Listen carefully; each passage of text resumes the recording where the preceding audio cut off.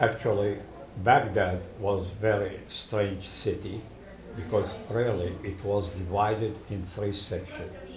There's the Jewish quarter, the Christian quarter, and the Muslim everything else. I used to be in the same class with my cousin, who was only 2 months older than me. And when we leave school, we didn't go home. We went to my parents' home because they had very big house. And not only this, but my grandmother, food was better than what we have at home. In our school, the teacher cannot punish physical punishment, but still every teacher has a stick. So we used to go there after we finished taking the food, lunch, and we looked at everybody there. They were students, and those who were clean, those are the newborn, those are the nice one. We give them good points. And the old one, those are the bad students. So we have our stick and we hit them, really. So, and we did this, I think, during when we were third grade and fourth grade. When we came fifth grade, we were grown up now, we are studying history, we are studying geography, so we stopped doing this foolish thing.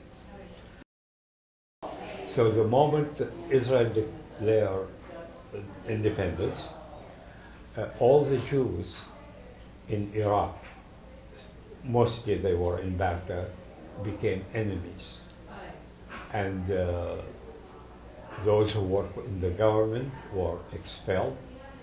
And so we have to leave.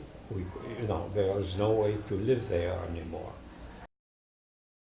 Jewish agency prepared airplanes for us. So we start registering for immigration, and we have to renounce our citizenship. And so you go to the court and you sign that you are no more Iraqi, you don't have any, and that's how all the Jews left Iraq. And today, no Jews in Iraq at all. We were living in a neighborhood that was southwest Philadelphia, and it was a very mixed neighborhood.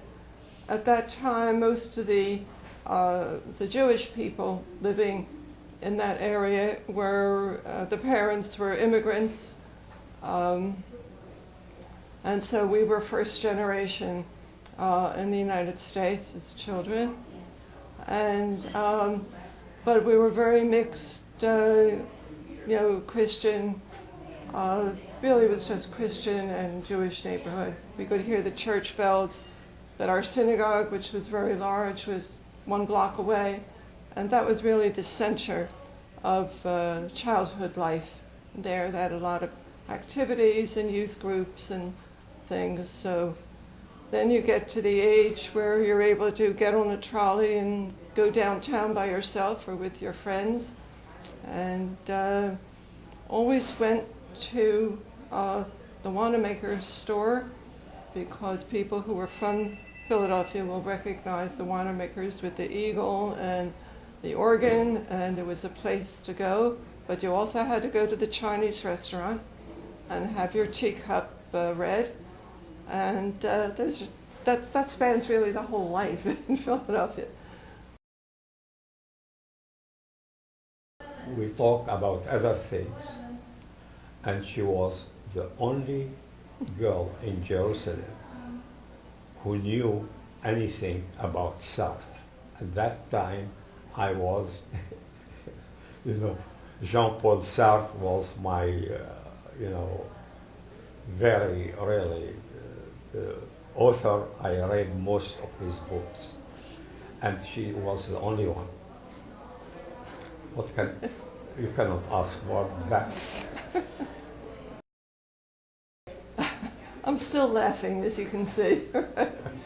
And it was nice, and very contributing to our continuing friendship was the fact that I was making more money than he was. And I would invite him to go for coffee to the bread. We had, in Jerusalem, which is where we were living, have a lot of cafes and there, coffee houses, very nice places. And so we'd go out for coffee, and then I guess that was it. Our two sons were with us and had an experience. They were young. The one was 4 years old and the other 8. The 8-year-old went into the school system. He did fine.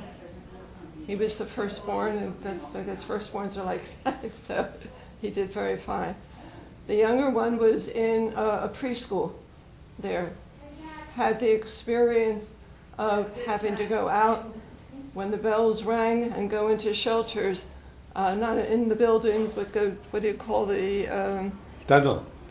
Yeah, outside, and hide down there when the alarms would go on because there was trouble fighting somewhere around. A different tension, a different life, a different, very, very different. So they had some of that experience too. I think we have probably a broader view of the world that many people have because they have not experienced more than what you get by travel, which you do get some certainly values by travel, but living in the cultures and being exposed really gives you a deeper understanding, I think, and concern about what goes on in the rest of the world. But to have as varied many experiences you can in your life, and not to just sit, particularly as we're getting older and older, just figure, well, I don't need to do this or that, but get up there and do it and enjoy each day as a new adventure and explore and learn and keep on learning. I spent a career in lifelong learning, and I still strongly believe in that and try to see that we have things going on. I retired at age 85, and she didn't complain.